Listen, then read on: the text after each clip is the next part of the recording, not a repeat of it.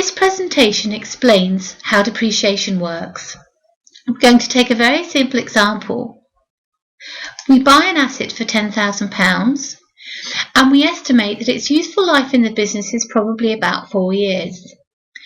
We have two ways of charging depreciation to the accounts. We have the straight line method and the reducing balance method. So let's look at the straight line method. The straight line method says, right, we bought an asset for £10,000, that's our cost, that's what we'll show in our accounts. And in the first year, we're going to charge 25% to the profit and loss account for depreciation because the asset's expected to last 4 years. So at the end of year 1, we've got the cost of £10,000, depreciation of £2,500, and our asset in our accounts is shown as a net book value of £7,500. Year 2, the cost is still £10,000. We charged £2,500 in year 1, so that's our depreciation brought forward. And now we're charging another £2,500 to the profit and loss account. So now our depreciation carried forward is £5,000 and our asset has a balance in our balance sheet of £5,000. In year 3, again it cost £10,000, depreciation brought forward £5,000, charge to the year of a quarter, 25%, £2,500, gives us a net book value of £2,500. And then in year 4, £10,000 cost, depreciation brought forward £7,500, charged to our profit and loss £2,500.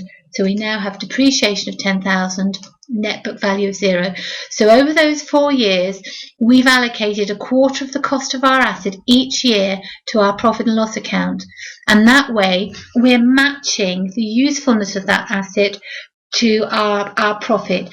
It wouldn't be right if we'd written off the whole £10,000 in the first year against our profit when that asset's actually valuable to us for the following years. That's a very simple straight line method.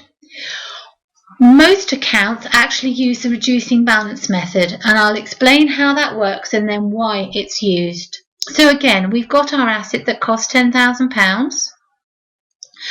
In the first year, we charge 25%, £2,500, and we have a net book value of £7,500. In year 2, we've still got our same cost of £10,000. We've now got depreciation brought forward of £2,500. But what we now do is we charge 25% of the net book value. So we charge 25% of our £7,500, our 10 times our take away our 2.5. So our depreciation charge is 1,875, giving us a total depreciation of 4,375 and a net book value of 5,625. In year 3, we have a cost of 10,000, depreciation brought forward of 4,375, and a charge for the year of 25% of our net book value at year 2. So now we're charging 1,406 depreciation to the profit and loss account. Depreciation carried forward 5,781. Our asset now has a net book value of £4,219. And in year 4, we have a cost of 10,000, depreciation brought forward of 5,781, and then 25% of our previous year's net book value, 1,055. So our asset now has a value in the books of 3,164. So there's a difference between the straight line method and the reducing balance. In the straight line at the end of year 4, we've got 0. In the reducing balance method at the end of year 4, we've still got a value of £3,164.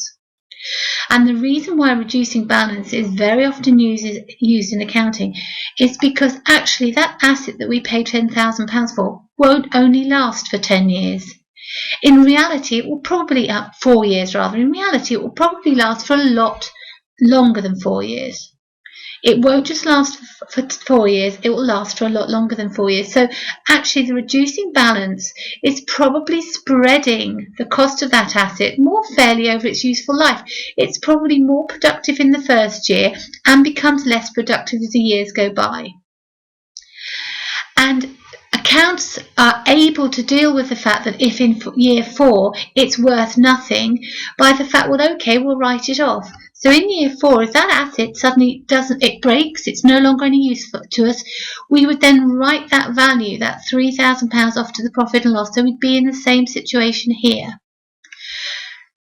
in straight line, if we were to write that asset off in year 2, we'd write £5,000 off to the profit and loss, we'd get rid of it. We can do the same thing under reducing balance, but the reducing balance more fairly reflects the reality of how an asset's used over its life.